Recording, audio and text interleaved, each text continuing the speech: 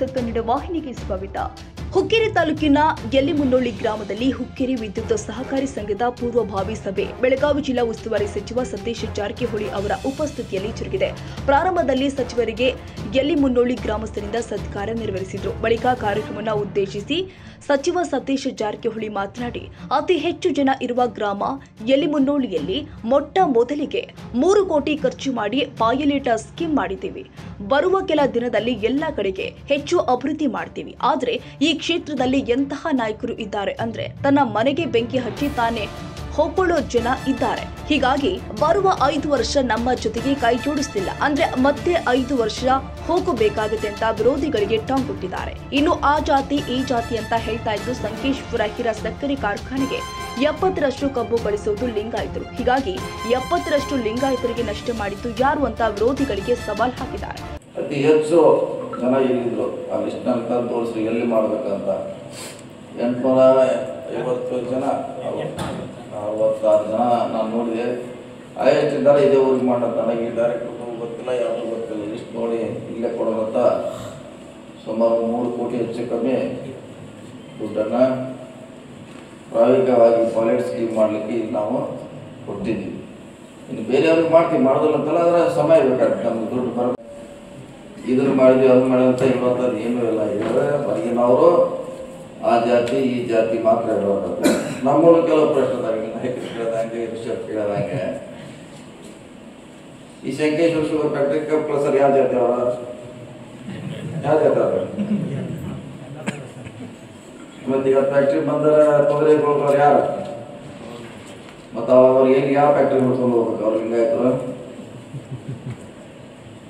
ಅವರೇ ಇರ್ತಾರಲ್ಲಿ.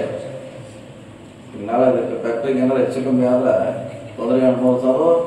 60-70% ಲಿಂಗಾಯತ ಸಮುದಾಯ ನಡೆಸೋರು ಅವರೇ. ಮತ್ತು ಅವಾಗಿದೆಯಾ ನಮ್ಮವರು ತಮ್ಮವರು ಅಂತ ಇವ್ರಿಗೇನಾರ ಅವಾಗೇನೋ ಅವ್ರಿಗೆ ವಿಪತ್ತು ಕಾಣಿಸ್ತಿಲ್ಲ.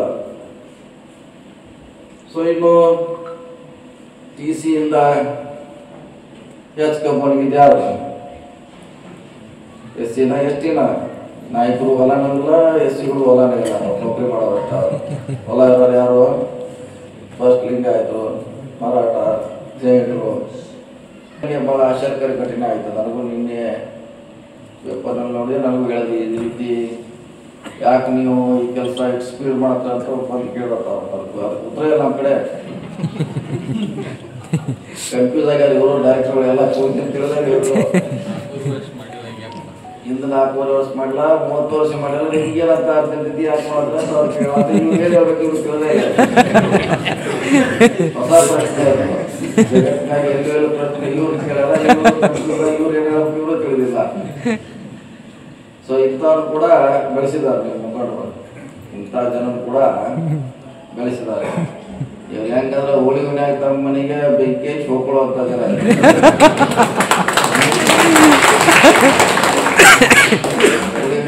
ಅವನ ಜಂತಿ ಜಗ್ಗು ಅವನ ಮನೆ ಜಗ್ಗು ತನ್ನ ಮನೆ ಜಗ್ಗು ಬಂದು ನಡು ಮನ್ಯಾಗ ಹಚ್ಚಿ ಹೊಯ್ಕೊಳ್ಳುವಂಥ ಜನ ನಿಮ್ಮ ಮುಖಂಡ್ರ ತಯಾರಿ ಮಾಡ್ರೆ ಎಲ್ಲ ಹೋಗ್ಕೊಳ್ಳೋಂಥ 4 ಮಂದಿ ಇದ್ದಾವ.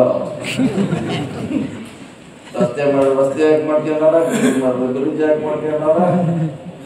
ಅದಕ್ಕಾಗಿ ಹೊಯ್ಕೊಳ್ಳೋರನ್ನ ಬಂದ್ ಮಾಡ್ಬೇಕಾಯ್ತು ನಾವು. ಅದಕ್ಕೆ ಈ ಚುನಾವಣೆ ಬಹಳ ಅವಶ್ಯಕತೆ ಇದೆ. ರಾಜಕೀಯ ಬದಲಾವಣೆ ಮಾಡಲಿಕ್ಕೆ ಇದೊಂದು ಅವಕಾಶ. ಈ ವೇಳೆ ವೇದಿಕೆ ಮೇಲೆ ಮಾಜಿ ಸಚಿವ ಶಶಿಕಾಂತ್ ನಾಯ್ಕ, ಜಯಗೌಡ ಪಾಟೀಲ, ರಾಹುಲ್ ಜಾರಕಿಹೊಳಿ, ಬಸರಗೌಡ ಮೇಘನವರ್, ಅಶೋಕ ಪಟ್ಟಣಶೆಟ್ಟಿ, ಶಾನುಲಾ ತಹಸೀಲ್ದಾರ್, ಅರುಣ ಹುದ್ದಾರ್, ಸುರೇಶ್ ದೊಡ್ಡಲಿಂಗಣ್ಣನವರ್, ಸಂತೋಷ ಕಾಮನೂರೆ, ಧನ್ಯಕುಮಾರ್ ಮಲೆಗೌಡನವರ್ ಸೇರಿ ಹಿರಿಯರು, ಯುವಕರು, ಗ್ರಾಮಸ್ಥರು ಉಪಸ್ಥಿತರಿದ್ದರು. ತಾಜಾ ಸುದ್ದಿಗಾಗಿ MTV ನ್ಯೂಸ್ 24x7ಗೆ ಸಬ್ಸ್ಕ್ರೈಬ್ ಮಾಡಿ ಮತ್ತು ಬೆಲ್ ಐಕಾನ್ ಅನ್ನು ಒತ್ತಿ. ತಪ್ಪದೇ ಲಿಂಕ್ ಶೇರ್ ಮಾಡಿ.